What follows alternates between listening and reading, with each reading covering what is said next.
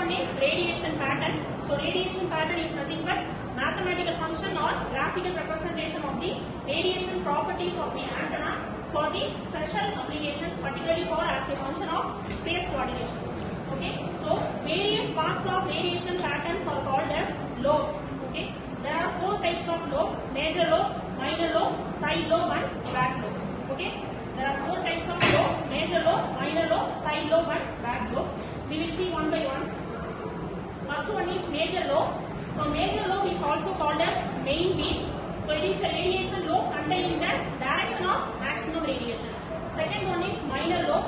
Minor lobe is nothing but except the major lobe, remaining lobes are called as minor lobe. Then third one is side lobe. So side lobe is the adjacent of the main lobe and occupies the hemisphere in the direction of major lobe or main lobe. And fourth one is back lobe. It occupies the hemisphere in the direction of opposite to that of the major lobe or main lobe. So these are the types of lobes. Okay, clear?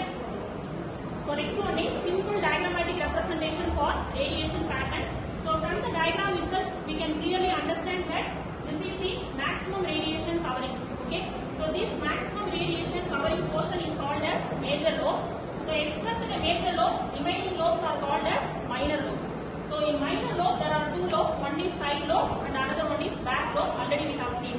So side lobe means adjacent to the major lobe and back lobe means opposite to the major lobe. Clear? So these are the lobes radiation pattern diagram. Then second characteristic is beam solid angle. So another name is beam area. The representation for beam area is omega suffix a. Okay. So the measure of the plane angle is radian and the measure of the solid angle is stadian. The unit of solid angle is stadian. Already we know that radian. Okay. But this one is stadian. The measure of solid angle is stadian. And beam area formula is representation is omega suffix a. The formula is integral 0 to 2 pi Pn of theta comma phi into d omega and the unit is stadian. Okay, here Pn of theta comma phi is nothing but normalized power pattern and d omega means solid angle.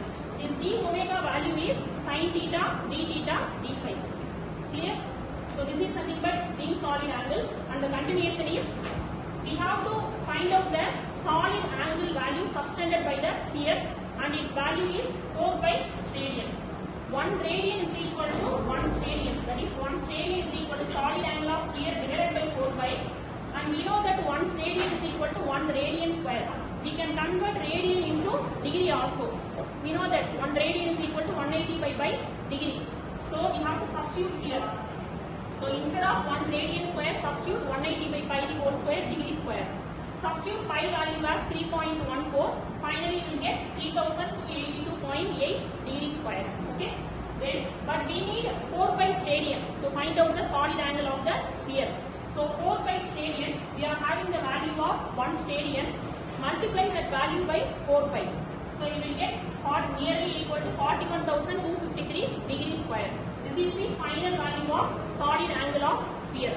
41,253 degree square. Clear? So next one is third antenna characteristics is gain. Already we know that what is meant by gain. In amplifier, gain is the ratio of output to input. But this is antenna gain. Antenna gain is different from amplifier gain. Clear? So in amplifier, we know that gain is the ratio of output to input. But in antenna, it is a relative term. That means actual antenna is compared with the reference antenna. Okay, actual antenna is compared with the reference antenna. Normally, we are taking reference antenna as the isotropic antenna. Why? The reason is, what is meant by isotropic antenna?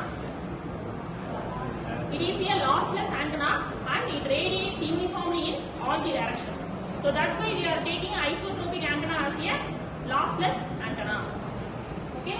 So next here, there are different definitions for gain. Okay. So first definition is, with respect to maximum radiation intensity, gain is the ratio of maximum radiation intensity for a test antenna to the maximum radiation intensity for the isotropic antenna. This is one definition, and another definition for gain is with respect to maximum power. So gain representation is G. It is defined as the ratio of maximum power received from the subject antenna to the maximum power received from the either reference antenna or isotropic antenna, because we are taking reference antenna as a isotropic antenna. So this is the gain definition in antenna. Okay. Then gain of the antenna is generally expressed with respect to directivity. G is equal to K into T. Here K is nothing but efficiency factor and its value ranges from 0 to 1. If efficiency factor is 100% means at the time what we will get? Gain is equal to directivity. Clear? If K equal to 1 means what happened? K equal to 1 means automatically gain will be equal to directivity for 100% efficiency factor. Clear? So this is the gain antenna characteristics. The next one is directivity. So directivity is the ratio of maximum radiation intensity to the average radiation intensity. This is one definition. And second one is it is defined as a ratio of maximum pointing vector to the average pointing vector. So in the representation you can write like this: D is equal to U of theta comma phi maximum divided by U of theta comma phi, that is U average, and also equal to S of theta comma phi maximum divided by S of theta comma phi average.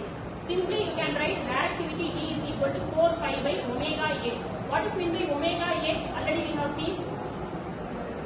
Omega A is nothing but already we have seen beam solid angle. The representation for beam solid angle is omega A. Another name is beam area. Clear? So, yes, directivity D is equal to 4 pi divided by omega A. Omega A means beam area or beam solid angle. This is for general antenna. The same directivity value we can calculate for